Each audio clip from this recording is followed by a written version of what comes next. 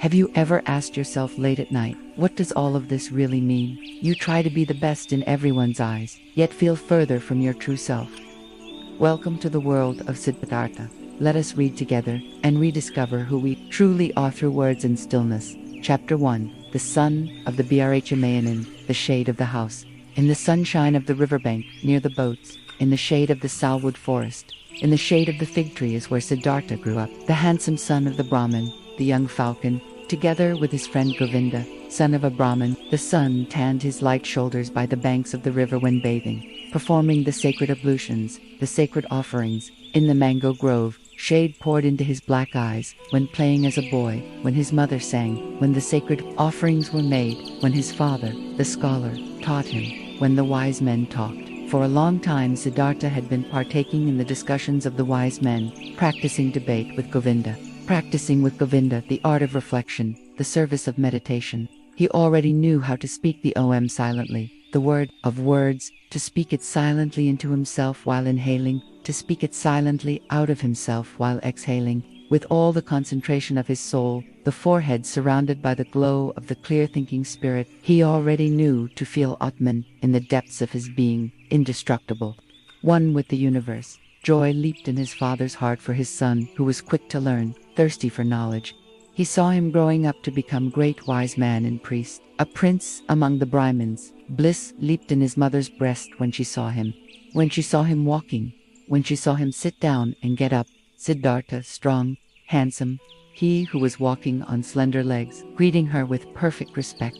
Love touched the hearts of the Brahmins' young daughters when Siddhartha walked through the lanes of the town with the luminous forehead, with the eye of a king, with his slim hips.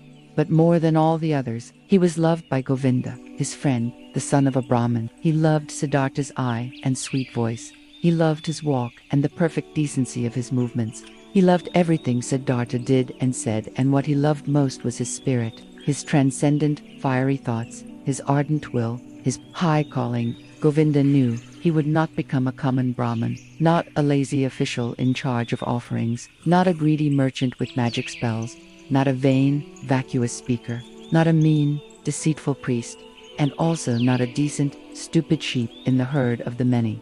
No, and he, Govinda as well, did not want to become one of those, not one of those tens of thousands of Brahmins. He wanted to follow Siddhartha, the beloved, the splendid, and in days to come, when Siddhartha would become a god, when he would join the glorious, then Govinda wanted to follow him as his friend, his companion, his servant, his spear carrier, his shadow.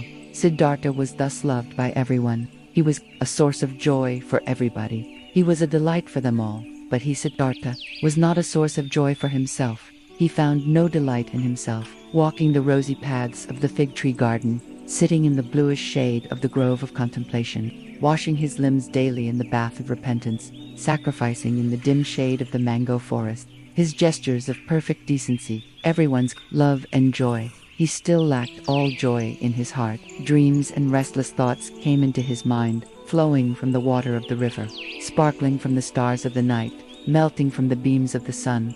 Dreams came to him, and a restlessness of the soul, fuming from the sacrifices, breathing forth from the verses of the Rig Veda, being infused into him, drop by drop.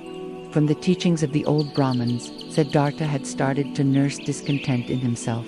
He had started to feel that the love of his father and the love of his mother, and also the love of his friend Govinda, would not bring him joy forever and ever, would not nurse him, feed him, satisfy him. He had started to suspect that his venerable father and his other teachers, that the wise Brahmins had already revealed to him the most and best of their wisdom, that they had already filled his expecting vessel with their richness, and the vessel was not full, the spirit was not content, the soul was not calm, the heart was not satisfied. The ablutions were good, but they were water. They did not wash off the sin. They did not heal the spirit's thirst. They did not relieve the fear in his heart. The sacrifices and the invocation of the gods were excellent, but was that all? Did the sacrifices give a happy fortune? And what about the gods? Was it really Prajapati who had created the world? Was it not the Atman He, the only one, the singular one? Were the gods not creations, created like me and you, subject to time, mortal? Was it therefore good? Was it right? Was it meaningful, and the highest occupation to make offerings to the gods? For whom else were offerings to be made? Who else was to be worshipped but him, the only one, the At? And where was Atman to be found? Where did he reside? Where did his eternal heart beat? Where else but in one's own self, in its innermost part, in its indestructible part, which everyone had in himself? But where was this self, this innermost part, this ultimate part? It was not flesh and bone, it was neither thought nor consciousness, thus the wisest ones taught. So, where was it? To reach this place, the self, myself, the Atman, there was another way, which was worthwhile looking for. Alas, and nobody showed this way, nobody knew it, not the Father, and not the teachers and wise men, not the holy sacrificial songs. They knew everything, the Brahmins and their holy books, they knew everything, they had taken care of everything, and of more than everything, the creation of the world, the origin of speech, of food, of inhaling, of exhaling, the arrangement of the senses, the acts of the gods. They knew infinitely much, but was it valuable to know all of this, not knowing that one and only thing, the most important thing, the solely important thing? Surely, many verses of the holy books, particularly in the Upanishads of Samaveda, spoke of this innermost and ultimate thing. Wonderful verses. Your soul is the whole world, was written there, and it was written that man in his sleep, in his deep sleep, would meet with his innermost part and would reside in the Atman. Marvelous wisdom was in these verses. All knowledge of the wisest ones had been collected here in magic words, pure as honey collected by bees. No, not to be looked down upon was the tremendous amount of enlightenment which lay here collected and preserved by innumerable generations of wise Brahmins. But where were the Brahmins, where the priests, where the wise men or penitents, who had succeeded in not just knowing this deepest of all knowledge, but also to live it? Where was the knowledgeable one who wove his spell to bring his familiarity with the Atman out of the sleep into the state of being awake, into the life, into every step of the way, into word and deed? Siddhartha knew many venerable Brahmins, chiefly his father, the pure one, the scholar, the most venerable one. His father was to be admired, quiet and noble were his manners, pure his life, wise his words, delicate and noble thoughts lived behind its brow. But even he, who knew so much, did he live in blissfulness? Did he have peace? Was he not also just a searching man, a thirsty man? Did he not, again and again, have to drink from holy sources? As a thirsty man, from the offerings, from the books, from the disputes of the Brahmins, why did he, the irreproachable one, have to wash off sins every day, strive for a cleansing every day, over and over every day? Was not Atman in him? Did not the pristine source spring from his heart? It had to be found, the pristine source in one's own self. It had to be possessed. Everything else was searching, was a detour, was getting lost. Thus were Siddhartha's thoughts. This was his thirst. This was his suffering. Often he spoke to himself from a Chandogya the words, truly.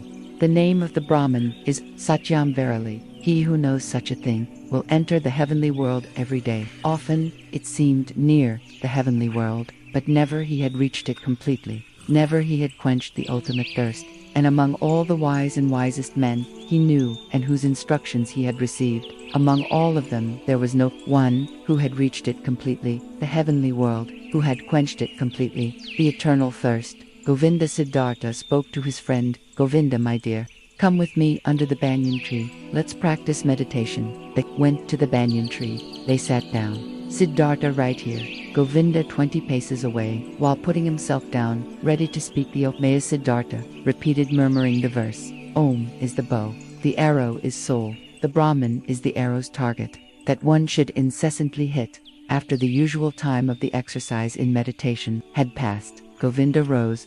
The evening had come. It was time to perform the evening's ablution. He called Siddhartha's name. Siddhartha did not answer.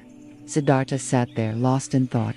His eyes were rigidly focused towards a very distant target. The tip of his tongue was protruding a little between the teeth. He seemed not to breathe. Thus sat he, wrapped up in contemplation, thinking Om. His soul sent after the Brahman as an arrow. Once Samanas had traveled through Siddhartha's town, ascetics on a pilgrimage, 3 skinny, withered men, neither old nor young, with dusty and bloody shoulders, almost naked, scorched by the sun, surrounded by loneliness, strangers and enemies to the world, strangers and lank jackals in the realm of humans.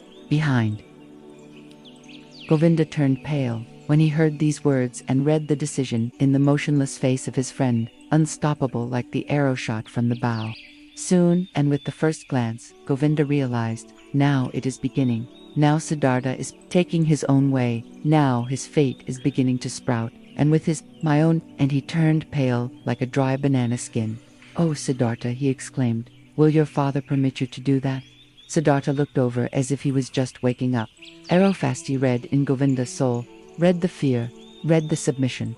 Oh, Govinda, he spoke quietly, let's not waste words. Tomorrow, at daybreak, I will begin the life of the Samanas. Speak no more of it. Siddhartha entered the chamber, where his father was sitting on a mat of bast, and stepped behind his father and remained standing there, until his father felt that someone was standing behind him. Quoth the Brahman, is that you, Siddhartha? Then say what you came to say. Quoth Siddhartha, with your permission, my father.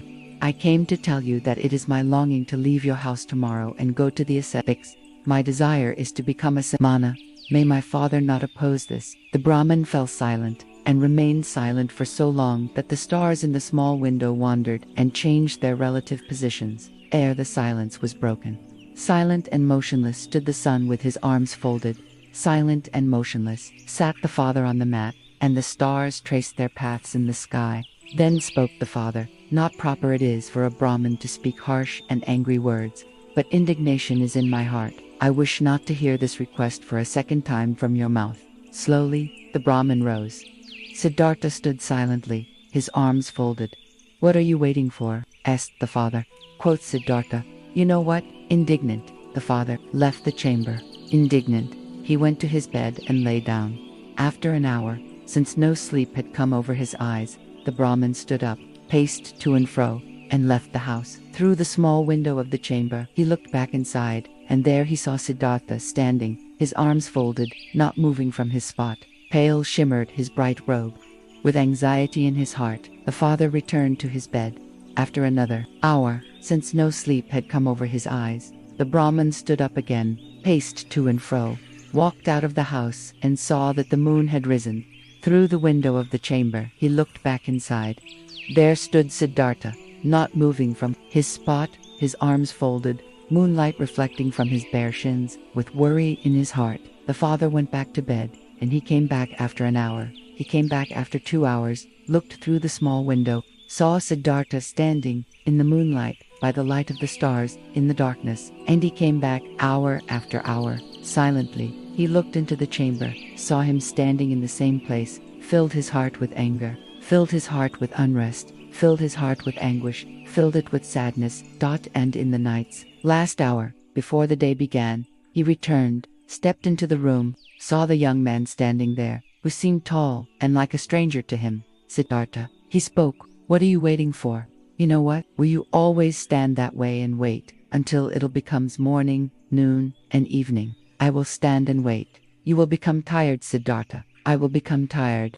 You will fall asleep, Siddhartha. I will not fall asleep. You will die, Siddhartha. I will die. And would you rather die than obey your father? Siddhartha has always obeyed his father. So will you abandon your plan? Siddhartha will do what his father will tell him to do. The first light of day shone into the room. The Brahmin saw that Siddhartha was trembling softly in his knees. In Siddhartha's face he saw no trembling. His eyes were fixed on a distant spot. Then his father realized that even now, Siddhartha no longer dwelt with him in his home, that he had already left him. The father touched Siddhartha's shoulder. You will, he spoke, go into the forest and be a samana. When you'll have found blissfulness in the forest, then come back and teach me to be blissful. If you'll find disappointment, then return and let us once again make offerings to the gods together. Go now and kiss your mother, tell her where you are going to. But for me it is time to go to the river, and to perform the first ablution. He took his hand from the shoulder of his son and went outside. Siddhartha wavered to the side as he tried to walk. He put his limbs back under control, bowed to his father, and went to his mother to do as his father had said. Thank you for watching. If this beautiful journey resonates with you, please like the video and subscribe to the channel. We release a new chapter soon. Let's read Siddhartha slowly and find stillness together. Leave a comment. What insight did you gain from chapter 1?